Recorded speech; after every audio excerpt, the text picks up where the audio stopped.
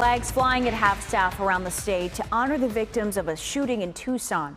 Among them, a Pima County constable who was serving an eviction notice. Constable Deborah Martinez-Garibay was shot while serving the eviction notice at an apartment.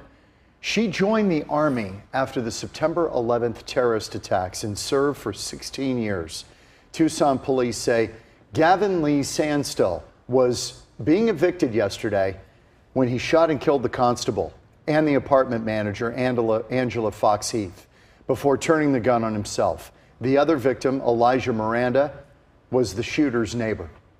Thanks for joining us at 5. Eviction filings in Maricopa County sharply increased last month. More than 6,400 eviction claims were filed last month alone.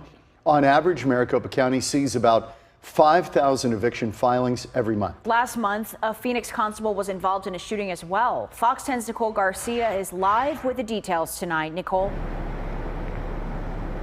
MCSO is still investigating that incident involving a deputy constable opening fire while he was serving eviction papers. And in Maricopa County, there are certain eviction hotspots, mostly apartment buildings like this one, that tend to evict a lot of tenants. And constables say that serving those notices can sometimes trigger intense reactions.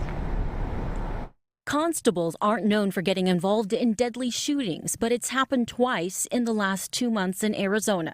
Tucson officials say a constable, complex manager, and a neighbor were all shot and killed by a tenant who was being served eviction papers.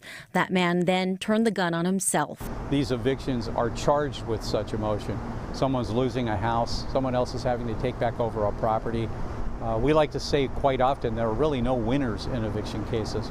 Maricopa County officials have not released much detail into the July shooting that left 33-year-old Marcus Munguian dead. An eerie post on his Twitter account earlier this year alluded to him being shot by a police officer. MCSO says the constable that was serving the eviction papers said Munguian opened fire first, then the constable returned fire. About 25% of constables in Maricopa County carry firearms. Not everyone chooses to do that. A number of successful constables have actually transitioned an entire 20-plus year career without ever carrying a firearm. So it's really up to the individual officer. Constables are peace officers. They don't go through an academy, but they do undergo training that includes de-escalation and mental health tactics. The honest truth is this is law enforcement, and law enforcement's a dangerous profession. And in that, we just continue to try to find ways to see if we can get better at it or make things better for the people that are having these really horrible events happen to them, like an eviction.